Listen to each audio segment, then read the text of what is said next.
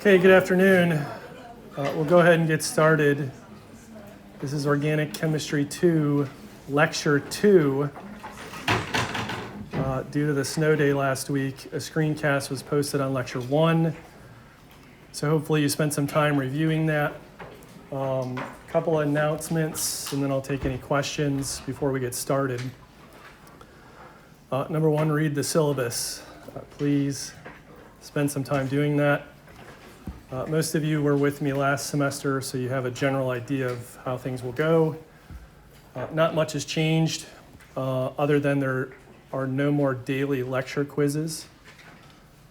Those went over about as good as a fart in church, so I got rid of them.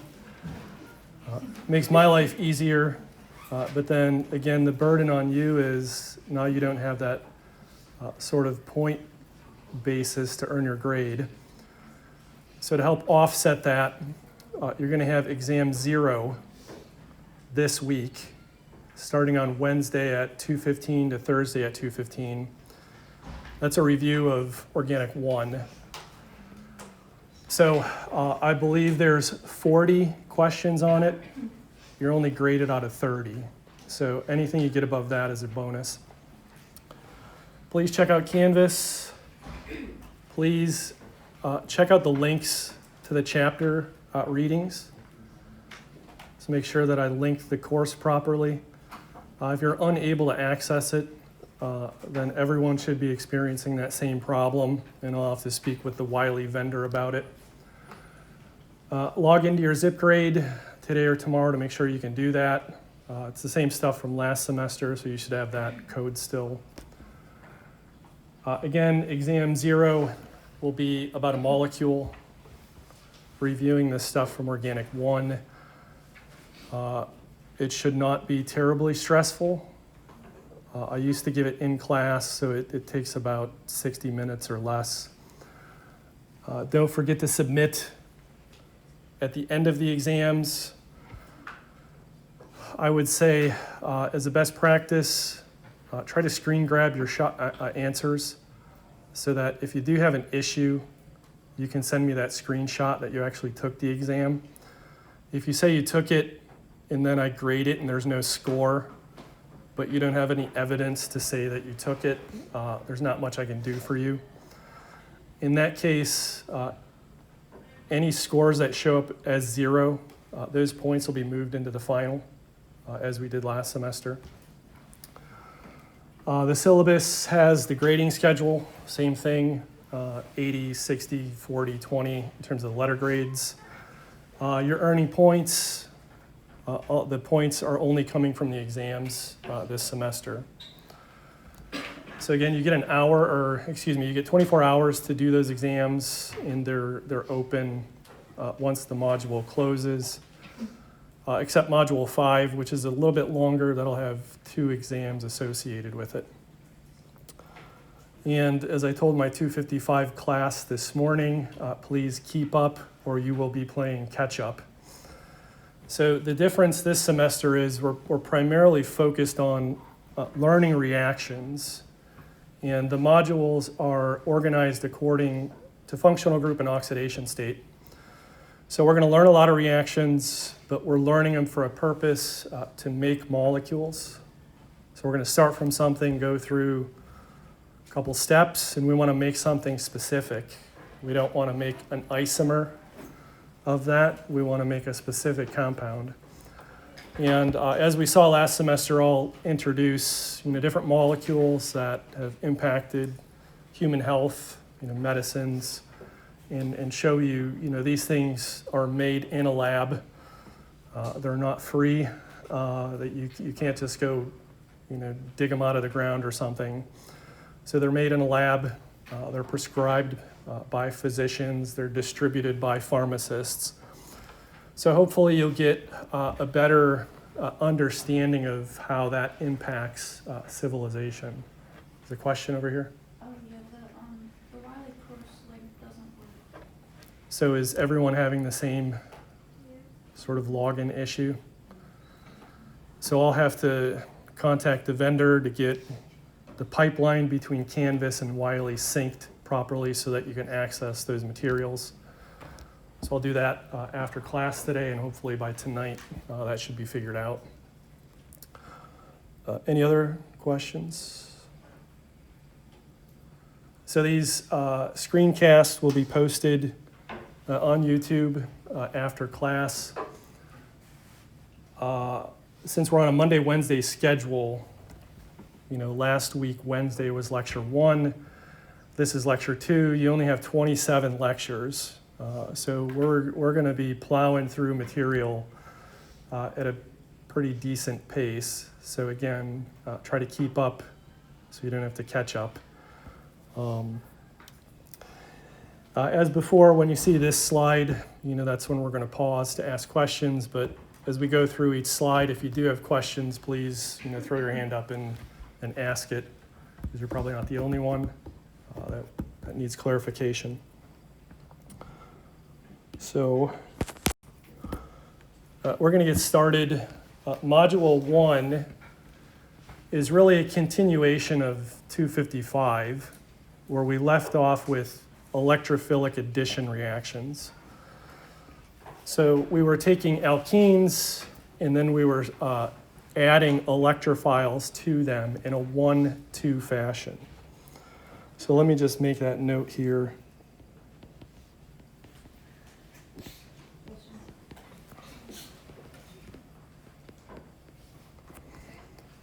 So carbon-carbon double bond plus, I'm just going to say AB is the electrophile.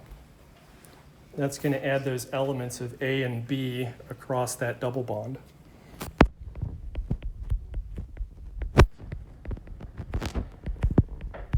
And so that's called a 1-2 addition, because those elements of the electrophile are adding right next to each other. So the new stuff in this module 1 of Organic 2 relates to conjugation and aromaticity.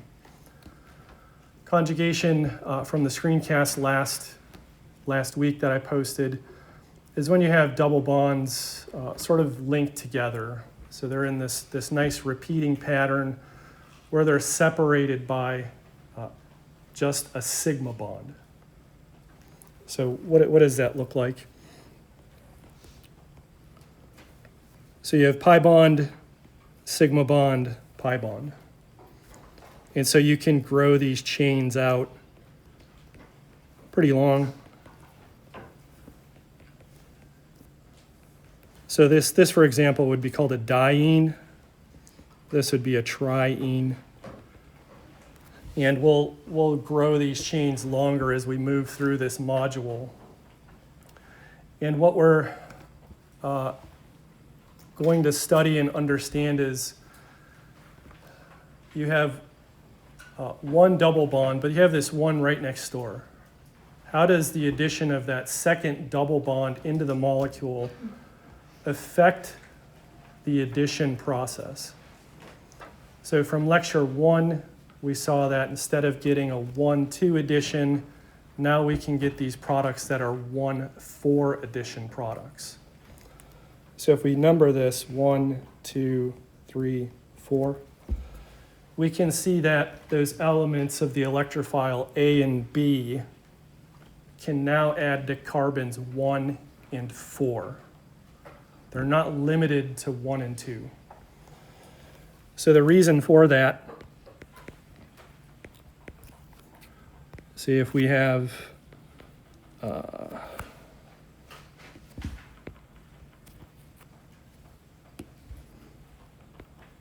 this electrophile AB, and it adds atom A to position 1.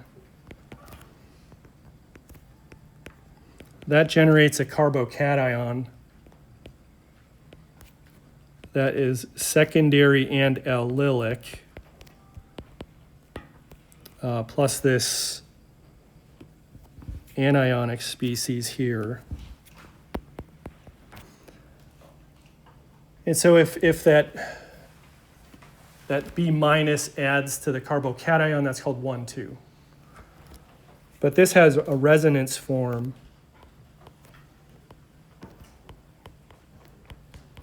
where now the carbocation is primary and allylic. So B can add here, and so that would give you the 1,4 addition product.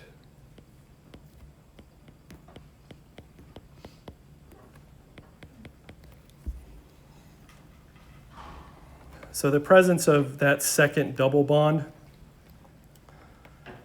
and we use that word conjugation because the mechanism is proceeding through a carbocation intermediate that's stabilized by allylic resonance. You can now get the second element of the electrophile adding 4 carbons away.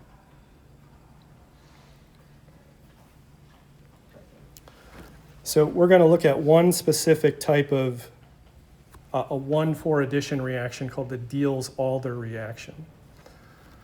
And as we move forward this semester, when we're talking about vocabulary and terminology, organic chemists are very proud, and a lot of reactions are named after the people that discovered them. So when I say Diels-Alder, it's a specific type of reaction. It doesn't tell you anything. If you didn't know any better, it doesn't tell you anything about the mechanism or the product that's produced. So you have to make an association of those authorship names with the reaction and the mechanism. So the Diels-Alder reaction was recognized with a Nobel Prize in 1950. And so Diels was the principal investigator, and Alder was the student that worked in his group investigating these reactions. So that alone should tell you it's a pretty important reaction. It was recognized by a Nobel Prize, and as humans, that's how we celebrate major scientific achievements. So what is the Diels-Alder reaction? So again, Diels and Alder are the two scientists, and then the rest of this name you see here is a little bit more indicative of what is happening and what's being produced. It says 4+2 cycloaddition. So cyclo meaning a ring is formed and it's an addition process. What does the 4+2 mean? You can think of it in a couple different ways. Either the number of atoms involved, or on a mechanistic scale, the number of p orbitals involved. So a Diels-Alder reaction involves a diene and a dienophile. So diene is kind of self-explanatory. Di means 2, ene means alkene. And we can see there's pi bond, sigma bond, pi bond, so that's a conjugated system. And then if we count 1, 2, 3, 4, that's 4 atoms, or in terms of the mechanism, 4 p orbitals. The 2 comes from the dienophile. And so that's just most generally an alkene, but usually in terms of how these things are matched, what's bonded to that alkene will matter. And so today we're going to talk about those substituents. We'll talk about resonance forms. So that's going to be pretty important in our understanding of this topic. And then as we move into aromaticity, that's really going to help us predict what the product of a reaction is. So here's our alkene 1, 2. And essentially what's happening when it says 4+2, you're going through a 1,4 addition process. So carbons 1 and 4 of the diene are adding to the 2 carbons of the alkene. So I'll draw some dotted lines in terms of how we are going to form those bonds. So that's the 1,4. And I'll highlight those two bonds in the product here in red. And then notice in the middle, a double bond has formed between carbons 2 and 3 of the diene.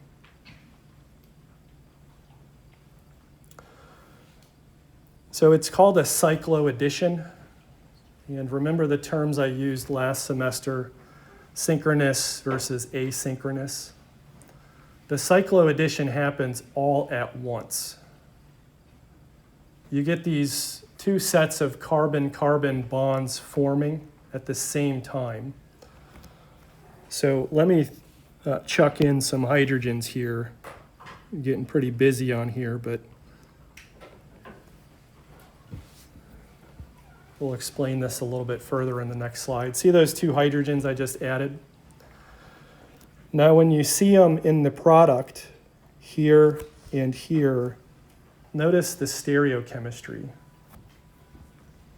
They're both wedges.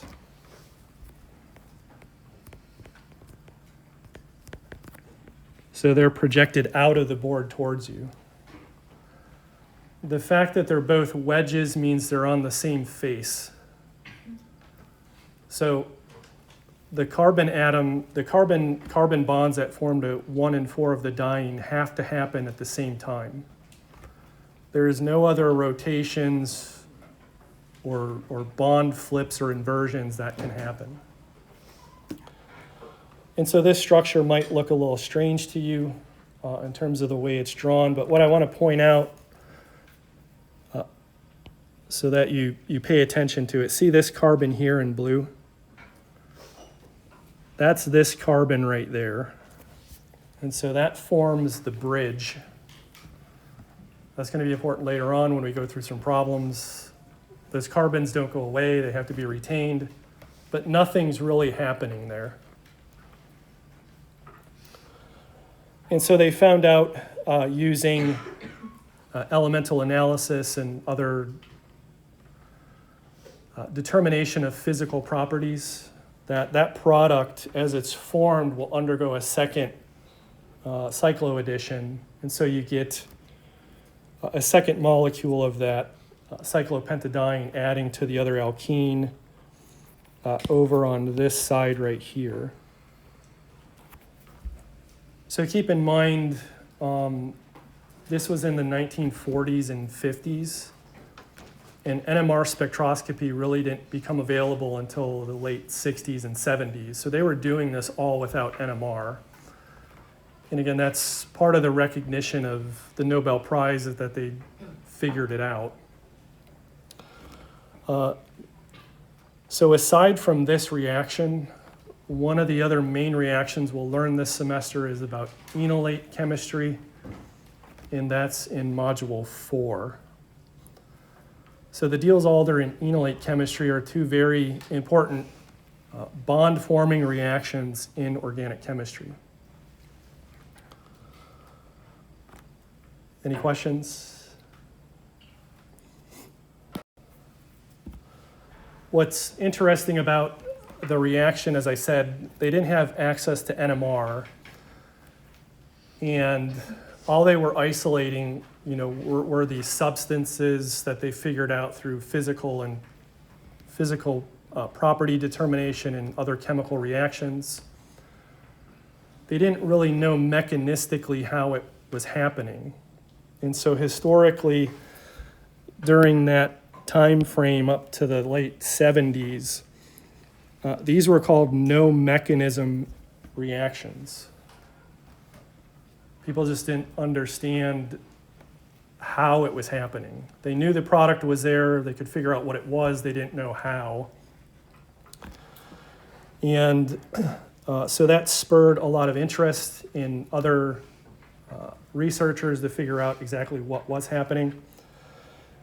And a very famous, probably one of the most famous organic chemists, R.B. Woodward at Harvard, who won a Nobel Prize in 1965 for other things, worked with a colleague of his at Cornell, Roald Hoffman, and they independently developed a set of rules that Fukui figured out separately about how this works. And Hoffman and Fukui were mathematicians, they're chemists, but they're also mathematicians. Then they figured out how this stuff happened mathematically using the orbital descriptions. And Woodward being, probably the equivalent of Isaac Newton in terms of his skill and ability, had the intuition of understanding that, but not in the mathematical sense. So in 1981, Fukui and Hoffman won a Nobel Prize for this. Woodward passed away before that, so this would have been his second Nobel Prize if he was still alive. You have a question over here? Oh, I wanted to ask a question about the reaction earlier, but it's all right. So I have some more slides on it, and if that spurs your... So basically, Hoffman and Fukui described the mathematics of how this happens. It gets pretty complex, but as we'll see today, really what we're interested in is using resonance to help us predict what the product's going to be.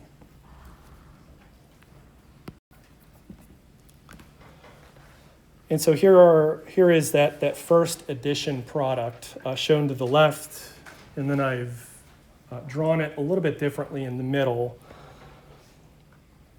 And then this arrow here, we'll talk quite a bit about this term this semester, is the retrosynthesis arrow. And it's a way of thinking about how a product can form using the reactions we know. So I'll highlight in blue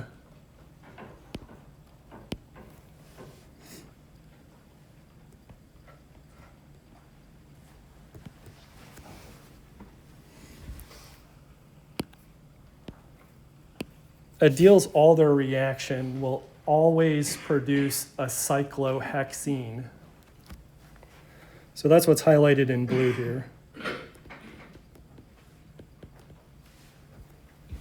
So anytime that's observed in a medicine or a natural product or some molecule, you can say, hey, that pattern looks familiar to me, so therefore I can make it from these starting materials. So these are the starting materials.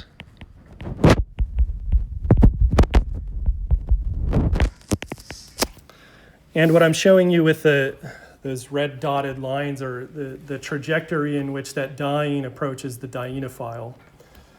And as I said, those two hydrogens here and here,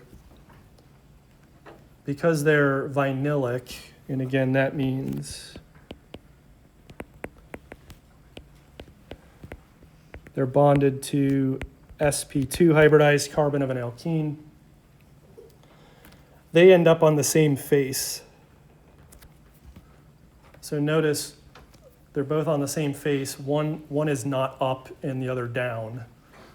They have to end up on the same face because of that trajectory happens all at the same time.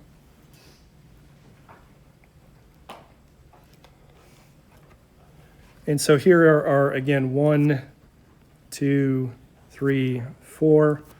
So we're making that 1 for addition to the diene.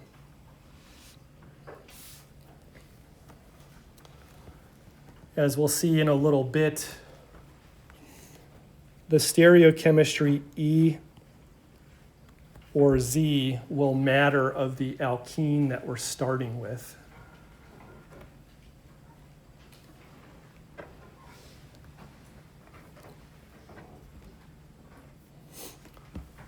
Any questions?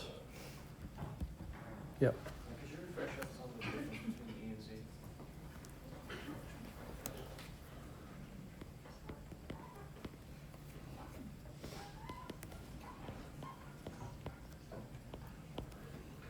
So when you're talking about geometrical isomers of alkenes,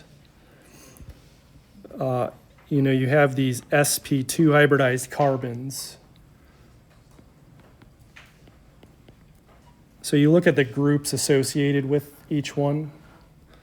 So this carbon on the left, you have CH3 and then H. So you assign priority based on atomic number. So carbon would get priority 1. That hydrogen gets priority 2. Then you do it for the other side.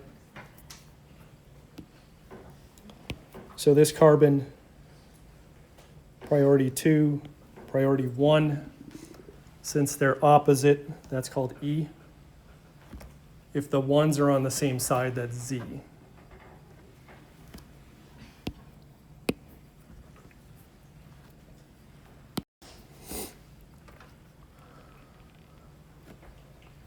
So as I said, the product of any Diels-Alder reaction is a cyclohexene ring.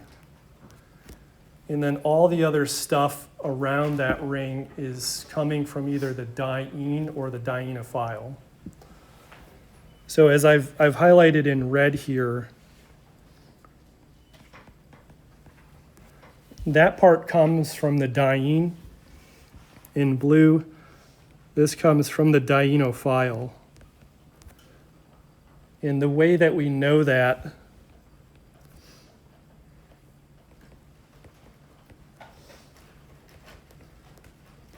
is the retention of that pi bond there is always going to be between carbons 2 and 3 of what was formerly the diene.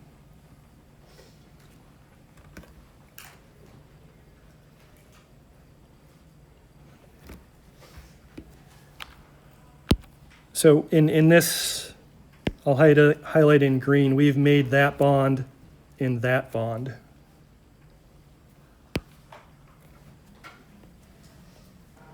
And then the numbering that I'm showing you there is just relative numbering. So in this case, if we did a retrosynthesis, 1,3-butadiene and methyl vinyl ketone are the two starting materials.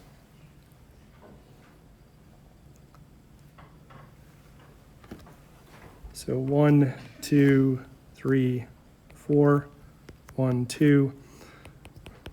We're basically connecting those atoms together.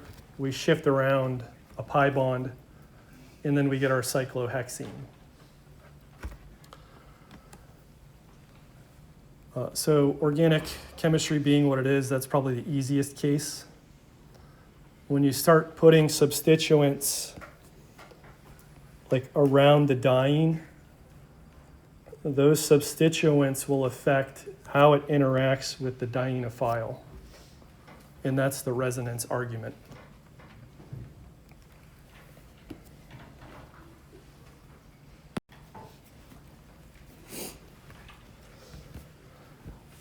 So the arrows you see on this slide are really there to help you understand how the electrons are moving.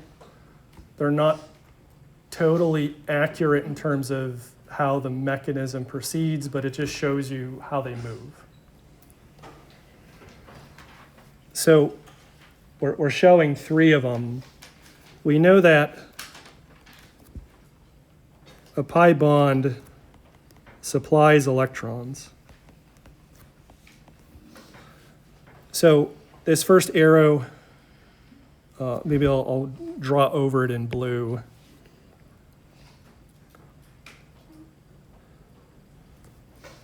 That's going to form this bond between the 2 carbon atoms labeled 1. So if you're forming that sigma bond, you have to break the existing pi bond between carbons 1 and 2 of the diene. And so that's how that shifts down to get you a new pi bond between 2 and 3. So if you form that, then you have to break the pi bond between 3 and 4. And that forms the sigma bond between carbons 4 and 2.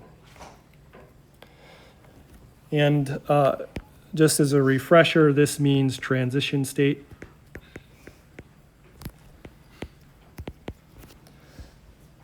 And so you have this partial bond formation and breaking in that transition state. And then you end up with your cyclohexene. In this case, it's a monosubstituted cyclohexene, so you have one substituent.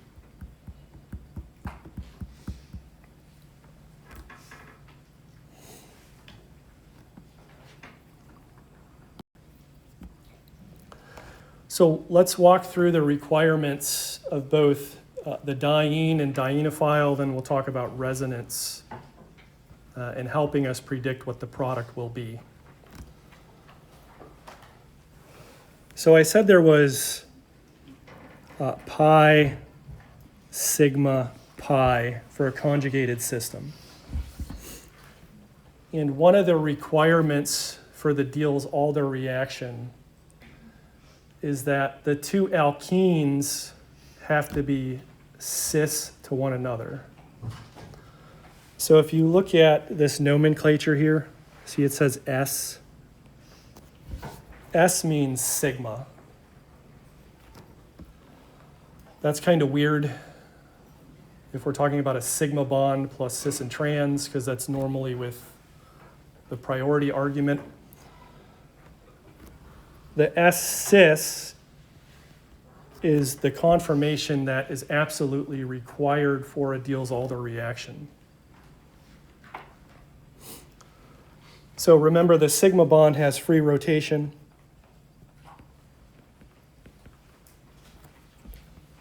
The S trans is probably more populated because you're minimizing steric interactions. But once it rotates to the S cis, now that's the conformation that will engage in the Diels-Alder reaction.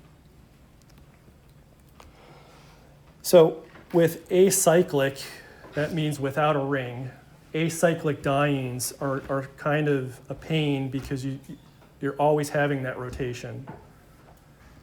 And it only exists in the S trans for a limited amount of time. So what do people do? You can use a cyclic diene, and what you'll notice in these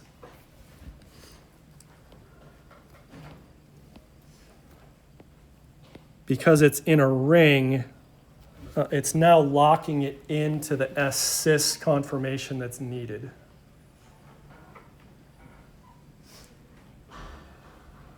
So that's one way to control it. You have to remember, though, because it's in a ring, those extra atoms that aren't particularly involved in the reaction are still coming along and they have to be in the product. So cyclopentadiene, you might even do this reaction in lab, I'm not sure. It has like a weird smell to it. Furan, that comes from corn cobs, if you believe me. If you take like corn, you pour in sulfuric acid and distill it, furan will come out. Thiophene, it's got sulfur. Anything with sulfur usually smells. And now the difference between cyclopentadiene and cyclohexyl 1,3-diene is now you have 2 carbon atoms in the bridge. So your product is going to have this extra ring to it due to that bridge. Question? How does chemistry lab start this week? That's not within my pay grade.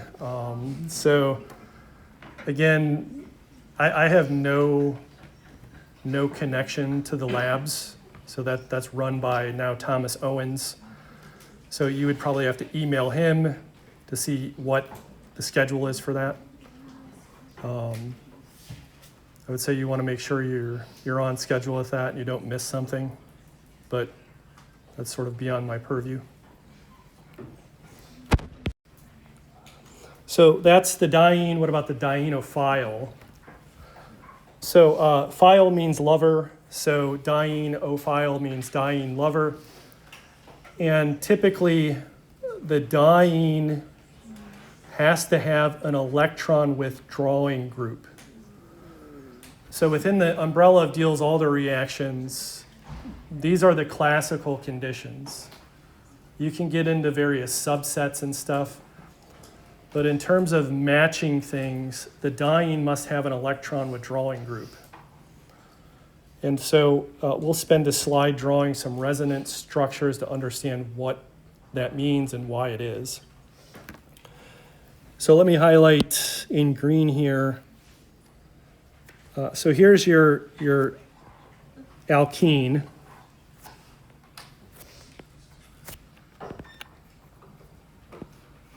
And then I'll highlight in yellow the electron withdrawing group. So there's the pi bond. All we're doing now is changing what group's bonded to it. So we can have an aldehyde, carboxylic acid, an ester. The connection between those three is the immediate next thing is a carbonyl group. We can have a nitrile. Remember, that's a carbon-nitrogen triple bond. Both sides can have esters.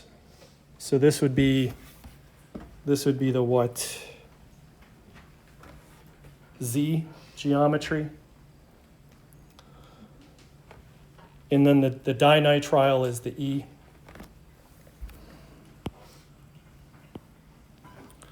So the last two cases are the ones where the stereochemistry of that alkene is going to matter in terms of how those substituents end up on the cyclohexene.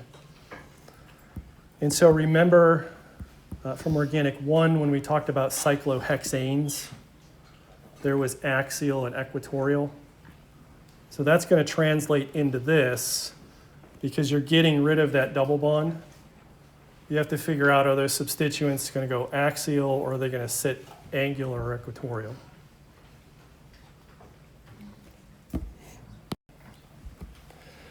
So let's review some resonance here. So I said that's our alkene. And we're going to look at this molecule called, what the F is it called? I'm drawing a blank here. I want to say acrolein, but I'm not sure.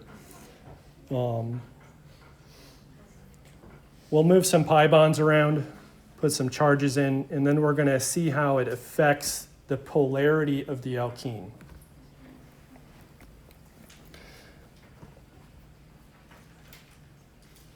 So we know oxygen has two lone pairs. We can draw a resonance form where the pi bond pushes onto the oxygen. So oxygen's now minus, carbon's plus. This plus is what I mean by electron withdrawing. We know that in a double bond, there's a sigma plus a pi bond. That plus charge is going to withdraw the electron density of the pi bond from that position and form it in a new position. So the result of that is the plus charge moves down to here.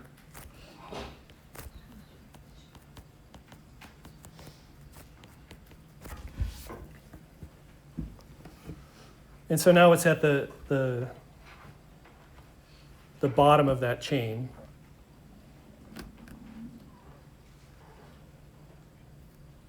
And so we can do that for any carbonyl.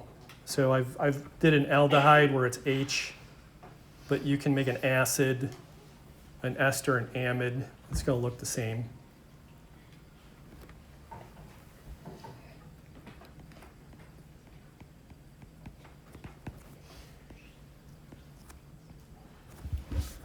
So with acrylonitrile, it's the same thing, but now we have a CN triple bond.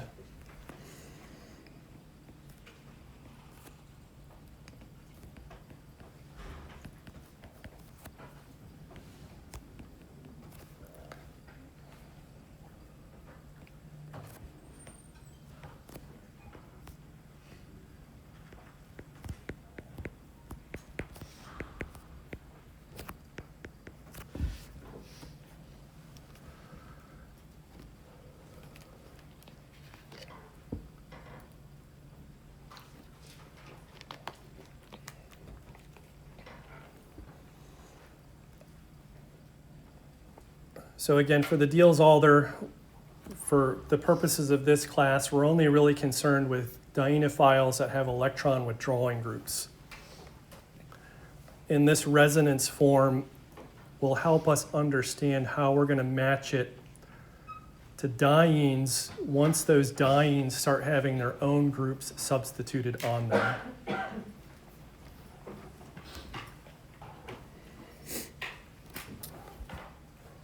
Any questions?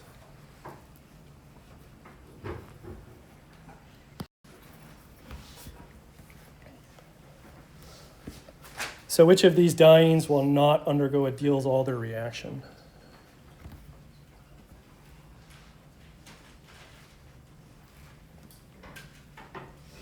C. So C is the correct answer. So you have pi bond, sigma, pi. And the rings lock it into the S trans conformation. The other ones, pi, sigma, pi, that's locked into S cis. This one can rotate.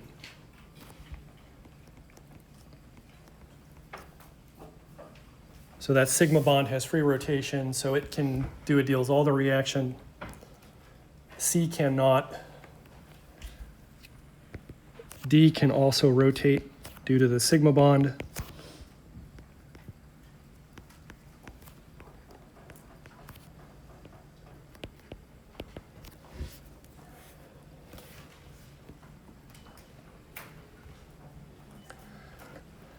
Another reason why, this S-trans conformation is not good. If you look at sort of this case here,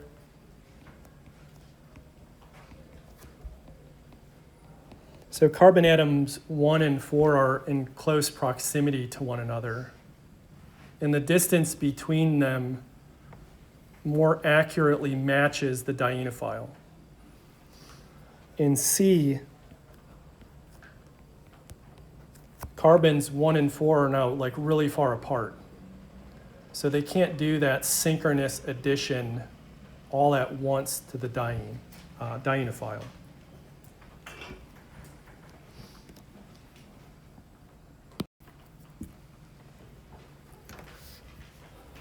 So here are some dienophiles with different electron withdrawing groups, and it says which one is which one is inappropriate to use for a Diels-Alder reaction.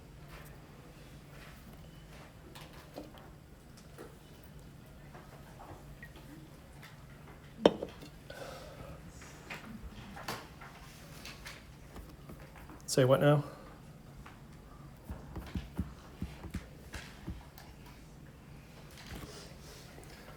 So the remember, this part's always the same. And what you're looking at is the influence of this group on how the pi bond electrons sit. So one of them behaves differently than the other three. Huh? So I could see why you would say C. If you draw out, you have C and then F, F, and F. Notice that carbon atom has no pi bonds, but these fluorines are all electron withdrawing. So it's not withdrawing through resonance, it's withdrawing through induction.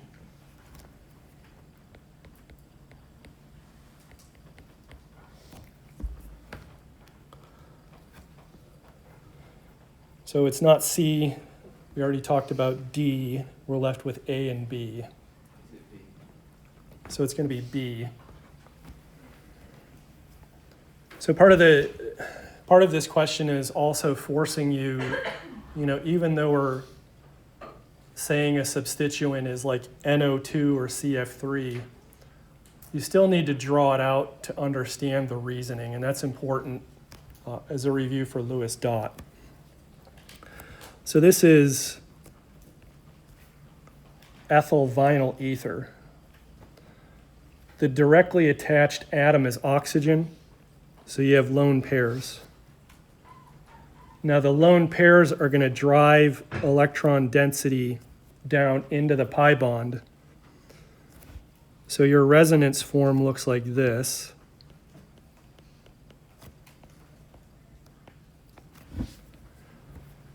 And so whereas before that carbon was plus, it's now minus. And as we'll see when we look at some diene resonance, that's not an appropriate match for the Diels-Alder reaction.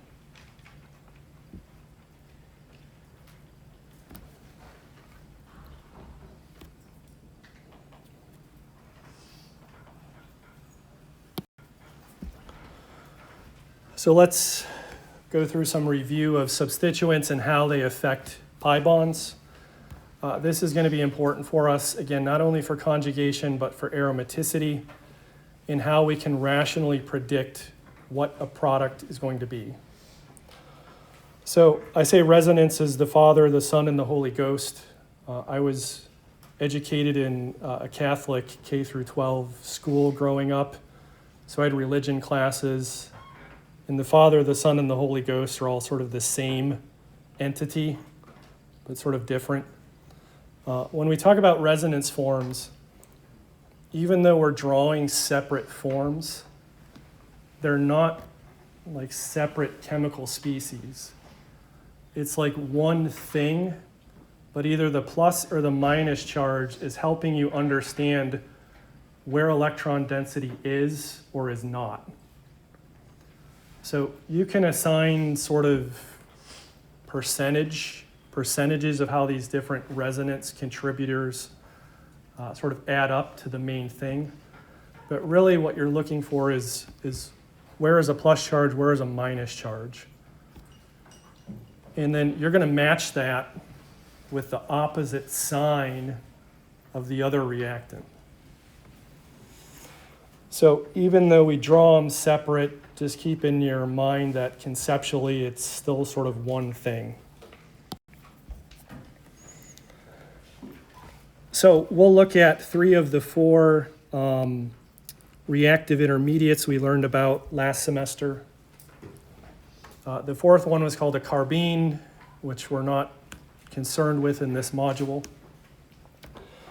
Carbocation, so that's an electron deficient reactive intermediate. A radical is neutral, so notice there's no charge. It's just a single electron, and then a carbanion, which is a negative charge. So for a carbocation, the electron density in the resonance is coming from a pi bond. So part of the rules for resonance, we have 1, 2, 3 atoms. The connectivity between the atoms is not changing. It's just the types of bonds. So we're going to push electron density up out of the ring. So the plus charge at position 1 now ends up at position 3.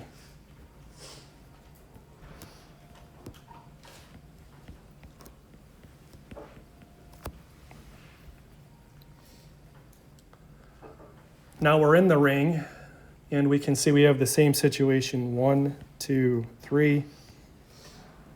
So that can migrate over, and the plus charge now go to that new position 3.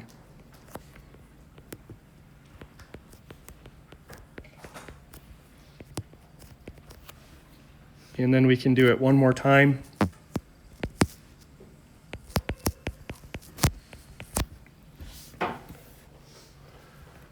So I'm showing you 4 resonance forms, but if you think of it as sort of one thing, you can say this carbon has some plus charge, this carbon, and this carbon.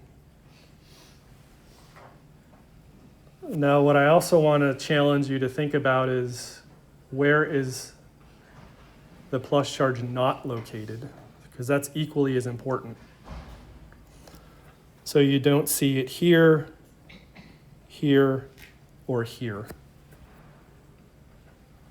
And as we learn about aromaticity and aromatic reactions, that's basically telling you, okay, based on this resonance, it can only go in these certain places. So with the carbocation, we use that sort of double-headed arrow. With the radical, since it's a single electron, we use the fishhook arrow. So we have 1, 2, 3. So there's fishhook. That second fishhook is going to make a pi bond. And then the third is depositing the radical at position 3.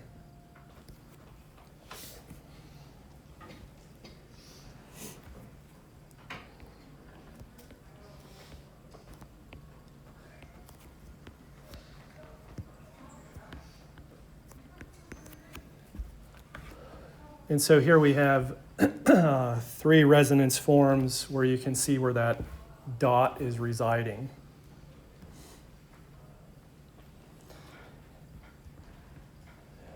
And as we'll see in a little bit, depending on what else is bonded to those carbons, you can have a resonance form that's going to dominate, but you still have these other resonance forms that are minor contributors. And the last one is called a carbanion. So the negative charge is pushing electrons here, then we break this pi bond, and the oxygen gets the negative charge.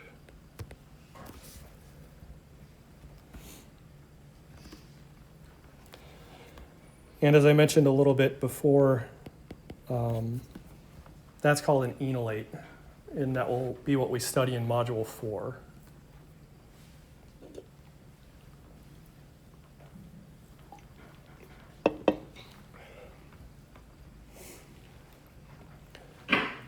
So you should be,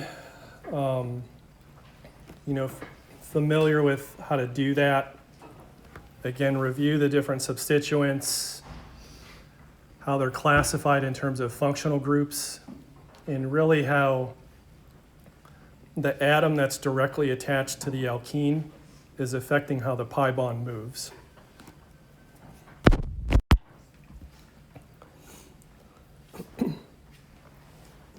So starting now and for the rest of this module, I'm going to use these terms electron donating, EDG, or electron withdrawing, EWG. And really it's how is that thing affecting the electron density of the pi bond. Electron donating groups increase the electron density of the double bond, so they're electron rich. Electron withdrawing groups pull it out, so they're electron deficient.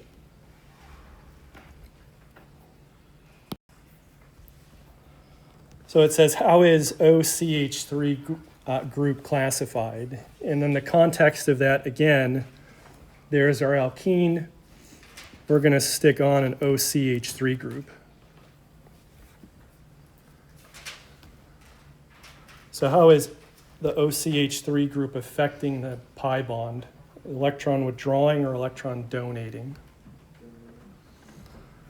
So it's donating because those electrons immediately bonded to the carbon push into the bond.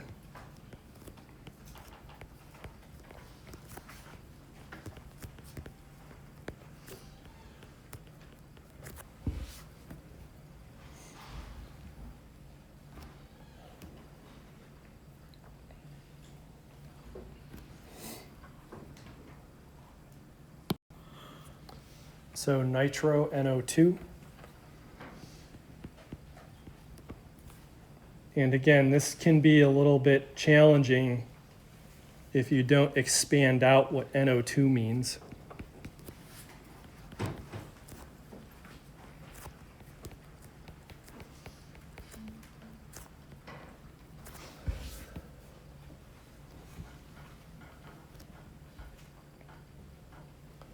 So the nitrogen has a formal plus charge. So how does that impact the pi bond? It's going to be withdrawing because that plus charge is sort of pulling away the electrons in that pi bond. So this comes up, this goes out.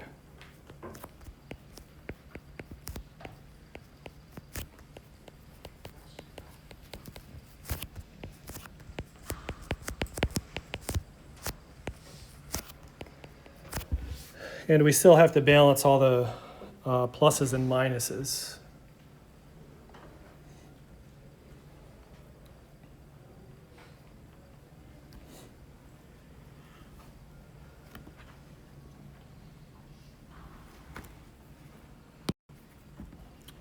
Questions? So it's a 75-minute class, so buckle up. It's definitely different from a Monday, Wednesday, Friday class. So the last 15 minutes are the sprint to the end. You'll be mentally winded. So now we're getting to the crux of this issue. So again, I want to highlight in green, that's the diene. And something that was not readily apparent to me when I was taking organic chemistry 28 years ago was the pattern recognition. Ultimately, what this course boils down to is if you can memorize stuff, then you memorize the shit out of it, you'll get an A. But if that's difficult for you, if you can recognize patterns, really what you're looking for is the subtle change of how the functional groups will impact the reactivity. So on this slide, I'm showing you in green, there's the diene. And then we've stuck this electron donating OCH3 group on there. So the top one, it's at position 1, and the bottom one is position 2. So now when we look at these and draw the resonance forms, you're going to see that the charges end up in very different positions. And so that's going to impact how it reacts with a dienophile. So if we draw these out, so there's the lone pairs. I'm going to push down,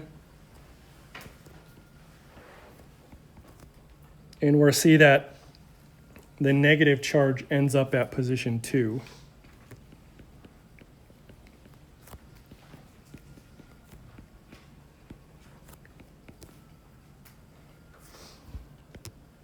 We can do one more.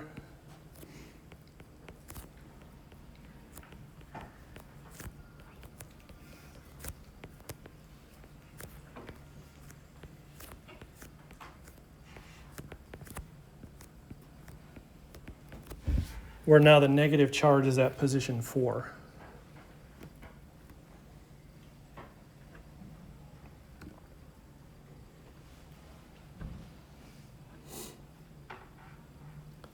In the second case, the donating group is starting at carbon 2.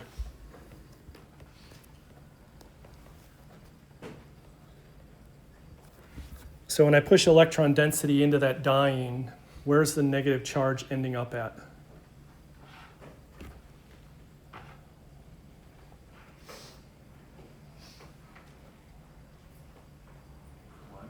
Position 1.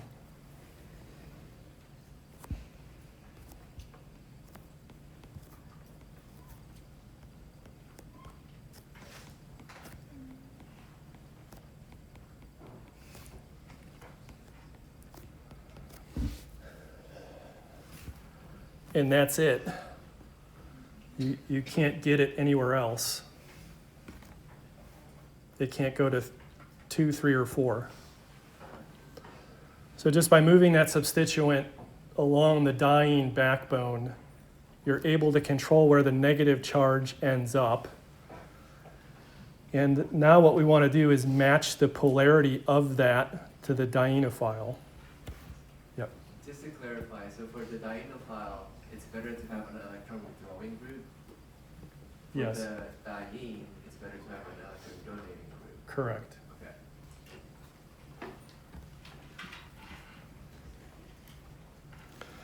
Because the diene itself, in the 4+2, Yeah.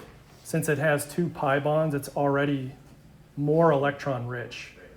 So by adding that electron donating substituent, you're making it even richer. And then by controlling its position on the backbone, you're ultimately determining how it engages with the dienophile.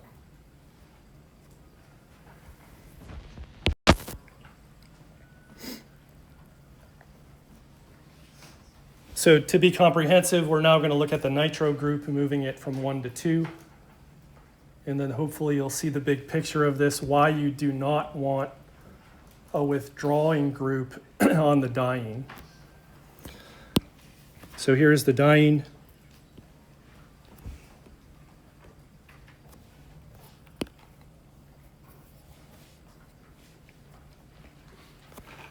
Again, let me just redraw this so that the nitro group is fully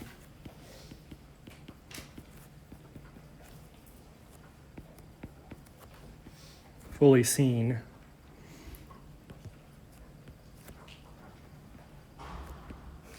So it's going to pull electron density out. So we end up with a plus charge.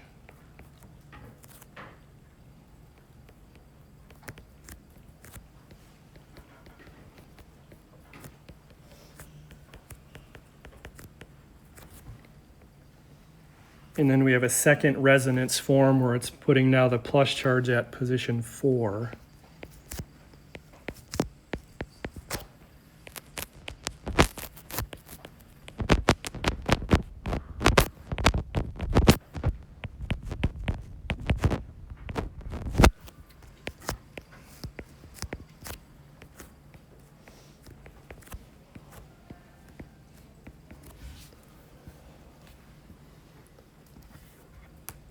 So the nature of the group affects whether it's rich or deficient, and then the location where those things are ending up.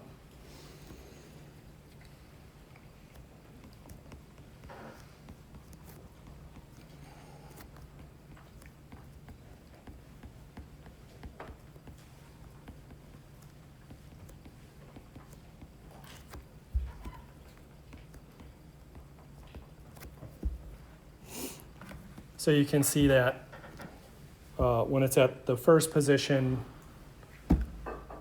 you're putting the plus charge at 2 and 4. When it's at the second position, it ends up at 1.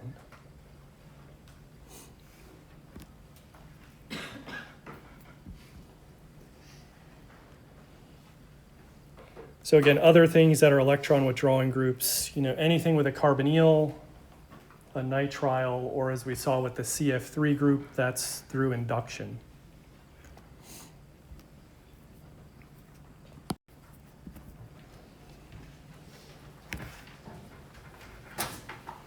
So we'll do some questions in the last 10 minutes here. So this is your product.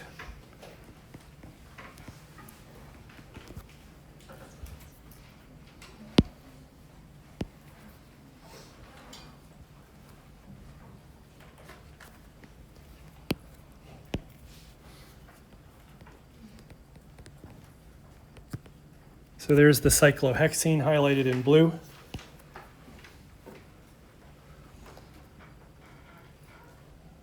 The diene is going to be 1,3-butadiene, and then the dienophile is either A or B. So based on what you see in the product, what do you think was used?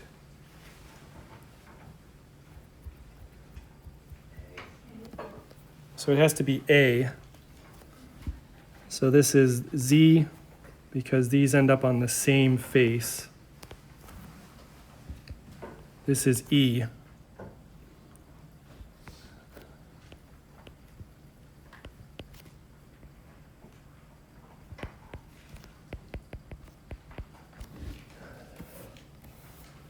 So if you used B, you would end up with that product shown, and the CN groups end up on opposite faces.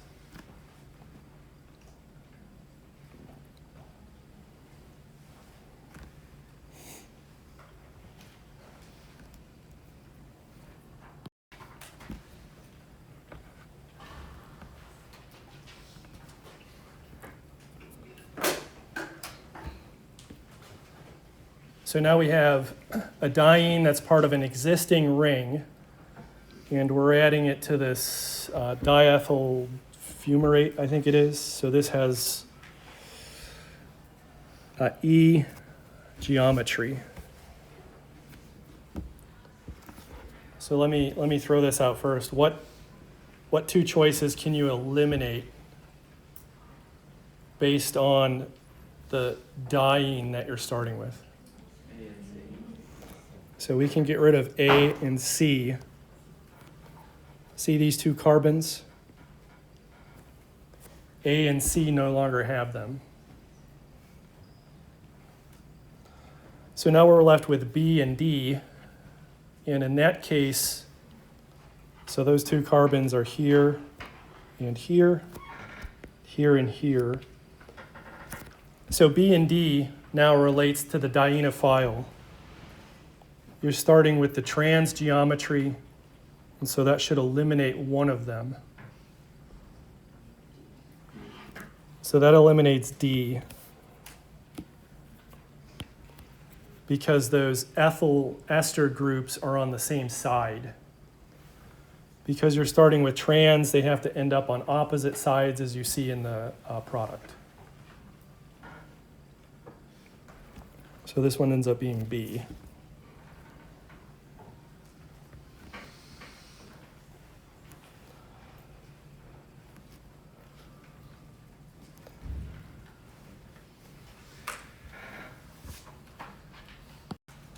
So here's the grand crescendo here in the last 8 minutes about matching polarity. For these two reactions, the dienophile is the same. So it's the electron withdrawing group is an aldehyde. The diene, however, is moving the electron donating group from position 1 to position 2 on the on the right.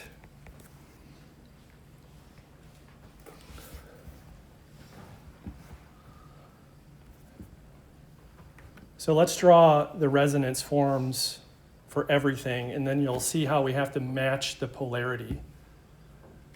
Because you have a substituent that's going to end up on the ring, and then another substituent.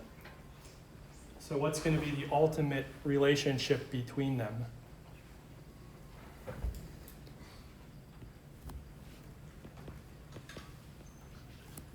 So I'm just going to push these electrons all the way down to begin with.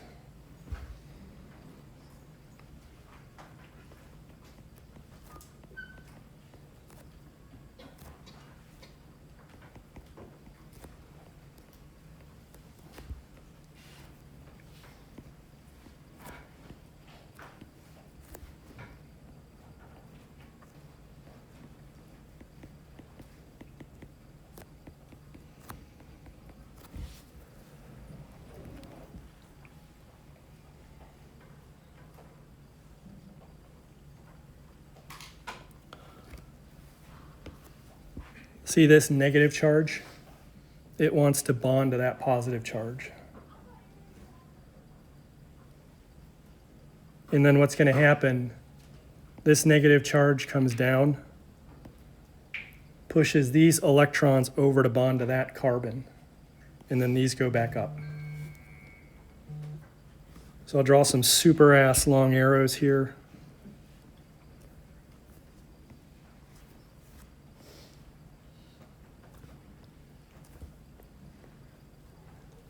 No, I'm not going to move anything. I'm just going to keep it in the same orientation.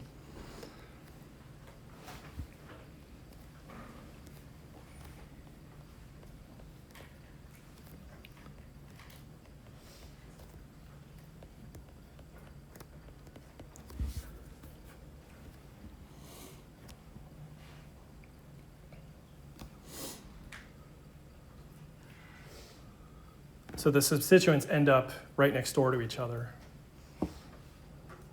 So on the right side case, they do not. So that's the reason why we're talking about this.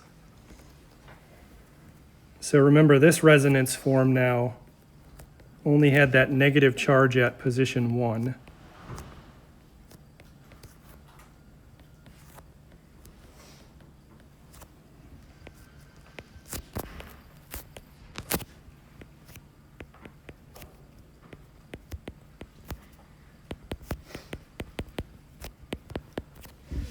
Let's see how the polarity is now matched different. So all I'm going to do is take this structure and I'm just going to flip it. So the polarity is matched a little bit closer.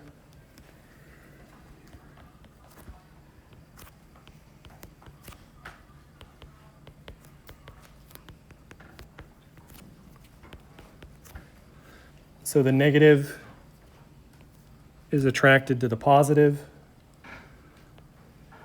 This will collapse down. It's going to attack that pi bond and push the electrons back onto oxygen. And so you'll see that that OCH3 group and that aldehyde are now in different relationships to one another.